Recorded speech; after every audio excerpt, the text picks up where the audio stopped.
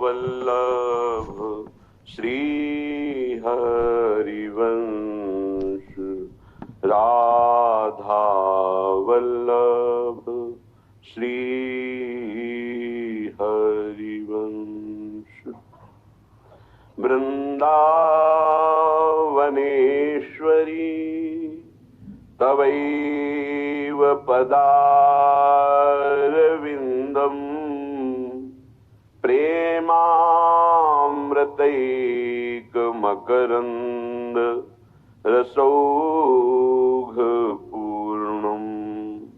हृद्यर्पितं मधुपते स्मरतापमुग्रम्,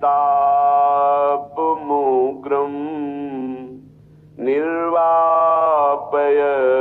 परम शीतलमाश्रयामि, परम शीतलमाश्रयामि।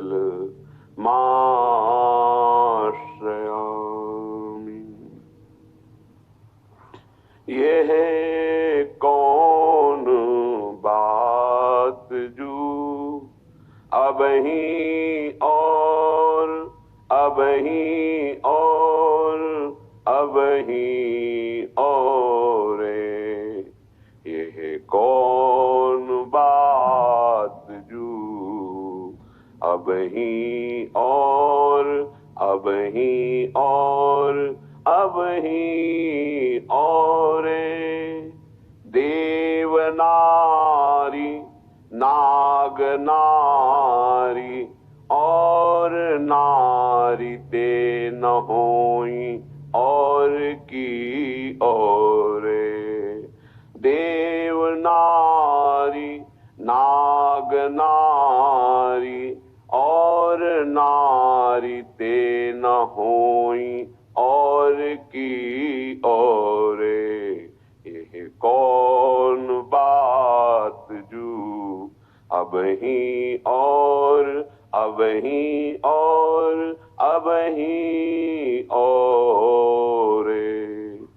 पाछे न सुनी अब हूँ आगे हूँ न हुए है, यह गति अद्भुत रूप की और की और। यह गति अद्भुत रूप की और की और। श्री हरिदास के स्वामी श्यामा कुंज बिहारी या रस ही बस भये, यह भई और की और। कुंज बिहारी या रस ही बस भये, यह भई और की और। यह कौन बात जो अबहीं और अबहीं और अबहीं और। करुणामयी कृपामयी लाडली जू की कृपा से ही ये संत समागम होता है। संत समागम केवल भगवत प्राप्ति के लिए है, केवल। यदि भगवत प्राप्ति का लक्ष्य नहीं है तो वास्तविक संत समागम में आपके दरस परस अग्नास ये जरूर होगा कि दर्शन से, संभाषण से, वायु स्पर्श से पाप नष्ट होंगे, पर पाप नष्ट होंगे और पुनः पाप करेंगे तो कोई लाभ तो होगा नहीं। संत समागम का स्वरूप है जिसमें केवल भगवत चर्चा हो, आंतरिक कपट त्याग करके केवल भगवत प्रसन्नता के लिए या स्वांता सुखाय तुलसी रघुनाथ गाथा, तो संत समागम। चौथ भगत मम गुणगन करई कपट तज गान। भगवान श्री राम सबरी जी के सामने जब भक्ति का वर्णन करते हैं तो कहते चौथी भक्ति है मेरे गुणों का गान करना हृदय में कपट न रखते हुए। हृदय में कपट का क्या स्वरूप है? चर्चा कर रहे हैं धर्म की, भगवान की, और आशा रखते हैं धन की, मान की, अपनी प्रतिष्ठा की, ये कपट है। तुष्यंति च रमन्ति च, भगवत चर्चा में ही पूर्ण तृप्ति का अनुभव हो रहा है, उसी में हमारा चित्त रमण कर रहा है। ये कथा का श्रवण और कथन का फल है। कथयन्ति च माम नित्यम तुष्यन्ति च रमन्ति च, भगवत चर्चा कर रहे ये हमारा सौभाग्य, आप सुन रहे ये आपका सौभाग्य, दोनों भगवत चर्चा करके उसी चिंतन में डूब गए, ये सत्संग का फल है। साधु समागम का जो सुअवसर मिलता है वो किसी बाहरी प्राकृतिक वस्तु की चाह या रोग आदि की निवृत्ति की भावना, ये कोई खास बात नहीं है। शरीर तो छूटेगा ही, खास बात है चित्त का परिवर्तन हो जाना। जो चित्त संसार का चिंतन करता है, साधु समागम से वो भगवत चिंतन परायण हो जाए, यही साधु समागम का लाभ है। जिनको ये लाभ नहीं चाहिए, हमें लगता है अपना और संतों का समय बर्बाद नहीं करना चाहिए। आपको यदि संसार दुखमय प्रतीत नहीं हो रहा, इस दुखालय से मुमुक्षुता जागृत नहीं हुई कि मैं मुक्त होना चाहता हूं, तो फिर संतों के पास क्यों जाए। किसी को ऐसा लगता है कि हमारी कामनाओं की पूर्ति हो जाएगी, हमें लगता है कामनाओं की पूर्ति होने से आपकी कामनाओं का नाश नहीं हो पाएगा, और लोभ जगेगा, एक पूर्ति होगी, कई कामनाएं और हृदय में विचलित करेंगी। भगवान ने बहुत सुंदर शास्त्र श्रवण का अवसर दिया है, उसका मनन करो। मनन करके अपनी कामनाओं के त्याग की वृत्ति धारण करो।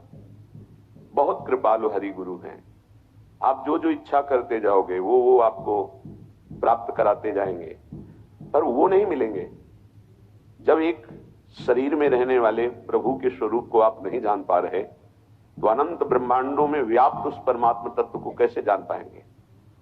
यदुवंशियों के बीच में श्री भगवान रहे, कोई बिरला ही जान पाया कि श्री भगवान है।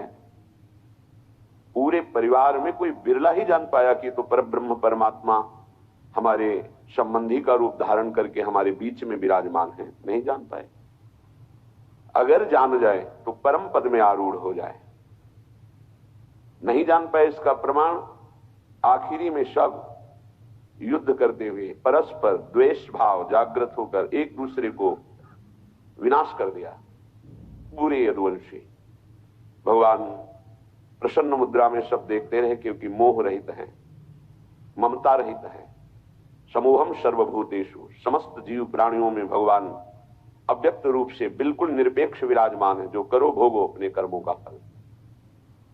ऐसे भगवान को संत समागम से हम निरपेक्ष नहीं रहने देते। ऐसे भगवान को पक्षपात करना पड़ता है और वो बोल पड़ते हैं, अहम भक्त पराधीनो, मैं भक्त के अधीन हूं। बहुत बड़ी बात, श्री भगवान ने भक्ति का फल निश्चय किया कि जो संत समागम से मेरी आराधना करता है, मैं उसके अधीन हो जाता हूं। अजित को जीत लिया, माया क्या बात है, मायापति को अधीन कर लिया। ये साधु समागम से भक्ति प्राप्त होती है। जब तक हम किंचन मात्र को अपने आराध्य देव से, गुरुदेव से कोई कामना रखते हैं लौकिक, तब तक हम उनको नहीं जान पाते हैं। बहुत से बहुत एक व्यक्तित्व देख पाते हैं, लेकिन परब्रह्म भाव ये हमारे परमात्मा है, हमको इन और किसी की प्राप्ति नहीं करनी, बस इन्हीं के स्वरूप को जानना है। हो गई बात। पर इतना दृढ़ विश्वास, इतनी दृढ़ श्रद्धा नहीं प्राप्त होगा। बड़ा विचित्र खेल है। अक्रूर जी महाराज जब श्री भगवान को लेने आते हैं, तो श्री भगवान के चरण चिन्हों को देखकर भावावेश में लौटते हैं। मथुरा से वृंदावन आने में पूरा दिन व्यतीत हो गया, कितनी दूरी है। रज में लौटते, मेरे प्रीतम के चरण चिन्ह। और जब श्यामंतक मणि मिली तो प्रभु को छोड़कर काशीपुरी चले गए और वहां यज्ञ रूपी पावन एक क्रिया करने लगे। यज्ञ क्रिया, यज्ञेश्वर भगवान को छोड़कर श्यामंतक मणि लेकर वहां जाना और साध्य को छोड़कर साधन करना।